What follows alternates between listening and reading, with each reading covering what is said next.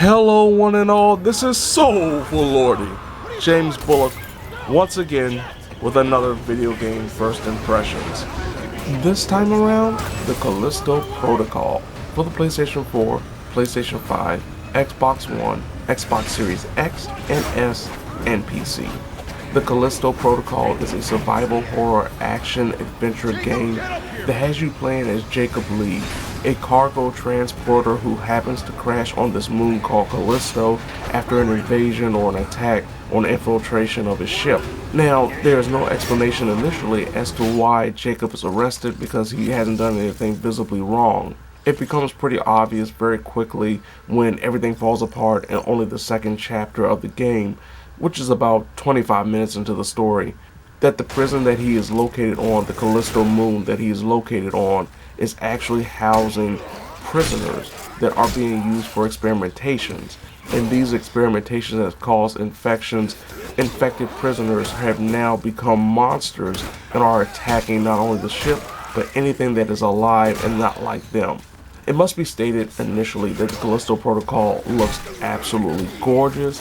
The lighting is absurdly spectacular to really give off a sense of dread and really take away the feeling of what's around every corner. You don't knowledgeably know unless of course you've been through the section before and either you've died or you're replaying this story. What could be creeping behind every corner, the way they have the lighting, especially when they actually try to hide enemies. So if you're going into a room and you think you've cleared it, come to find out there's actually an enemy lurking in the darkness that if you didn't pay attention or didn't notice initially, you will get attacked. This also ties into the sound design, which too is also masterfully done. Not only are the infected well done in terms of signaling where they are in the surrounding area without giving away their actual location until the player discovers where the enemy is, they also utilize music to actually alert the player of a hectic scene or a battle that's about to happen.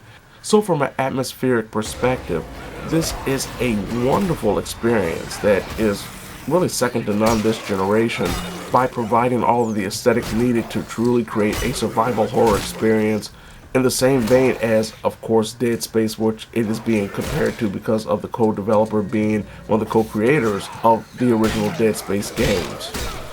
But on the opposite end is the gameplay itself. The Callisto Protocol tries to give the player two things. On one hand, the player is given a limited amount of resources and inventory space. So if you find a lot of resources, you really can't utilize them or keep them around because you don't have that many slots to keep those items. And then there's a feeling that with every battle you could die, no matter if it's a simple enemy or a boss. But on the opposite end, this game tries to give the player this absolute power, this ability to fight off a swarm of enemies in one go. A gun that can blow a head off at any given moment, and being able to just decimate and bisect enemies with a melee stun baton. Now this is all well and good if the melee combat was actually fun to play. You can utilize the analog stick in the case of the console to dodge by swinging left or right. I found out that just infinitely tapping the analog stick left or right is the real best way to actually dodge attacks, because if you try to utilize in your mind a perfect dodge attempt and you try to dodge right before an enemy strikes you by tapping the analog stick when you believe is the perfect time, you will still get hit. You can also block by holding down on the left analog stick, but you will take damage. Now these lacking combat features, especially when it comes to melee, is also connected to the fact that enemies have these sweeping motions that come in very quickly, and it may result in you, if you don't get the timing right, getting hit even if you think that you've actually timed it properly. Couple that with the fact that a perfect dodge, and if an enemy decides that it wants to go into an animation where it does two attacks instead of just one swing, the player will be stuck in an animation loop and will get hit. Even if you utilize a counter attack before they utilize their actual follow-up attack. So say if they do a two-hit combo, you avoid the first hit and actually hit a swing, they will still hit you, even if you hit them before they hit you. The gunplay is fine, but the inability to shoot from the hip can cause some stressful moments because an enemy may lunge forward, you might go for a shot, and inevitably miss or not even get your aim up before they're right at you and hit you. I don't know if it's because I've been playing God of War Ragnarok or just the overall feeling that the combat isn't as good as it could be, but it just feels stifling in not the best way possible. It doesn't feel like I'm stifled because of the environment and the survival horror experience, but it feels stifling. For example, there is a stealth system where you can sneak behind enemies and utilize a shiv to kill them in one hit. Now, the game doesn't tell you exactly what enemies you can. Mostly the minions or minor enemies are the ones that you can shift kill.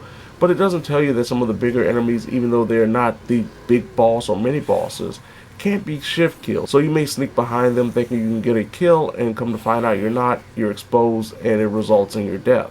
Then there will be times when the animations of the actual patterns that the enemies move when you're trying to be stealthy changes just dramatically because of them just running into an object, and they decide to jump over an object, and then of course they found you and they will fight you, and if you're not careful they will kill you. It's things that sounds like it should be good to really keep a player on their toes, but in reality it's more of a trial and error situation that the game doesn't necessarily tell you or explain to you exactly why until you're in the heat of the moment, and then you have to die and restart at a checkpoint that, depending on what the checkpoint is, maybe 5 minutes ago or maybe just 45 seconds ago. This also ties into the collectibles, because there are collectibles, audio logs that you can pick up, and if you die and have to restart, you have to make sure you pick up those collectibles again, and then sometimes they may not even register that you picked them up and had to restart beyond the point of where you picked it up initially, and it still won't be in your inventory, so you can't go back. There are quite a few technical issues that I discovered while playing. As noted, some of the gameplay issues, as noted, the collectible issues. The game has crashed on me several times in the first couple of chapters, which I found out was a common problem even after patching it. And when it comes to the PC version, I'm playing on the PS5. It is a stuttering mess. The frame rate drops are ridiculous. If you have to play it, make sure you play it on PlayStation 5. I heard the Xbox Series X versions aren't as bad as the PC versions, but the PS5 version is the most optimized version to play on. Overall, the Callisto Protocol has the foundation from an atmospheric perspective, from a presentation perspective, of being one of the best games of this generation thus far.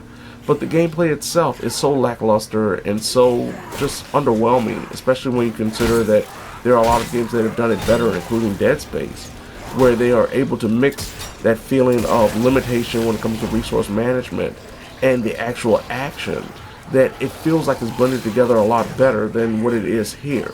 It is a game worth trying out, especially if you like this genre of games, if you like survival horror games, especially from a sci-fi aesthetic. But definitely wait.